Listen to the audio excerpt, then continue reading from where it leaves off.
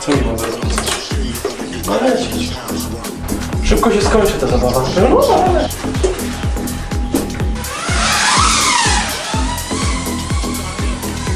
Dali się tutaj.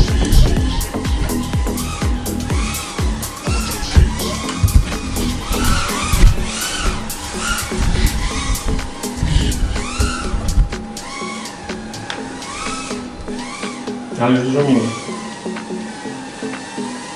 Teraz pytanie, jak ty trafisz w to okno? Samego leciała.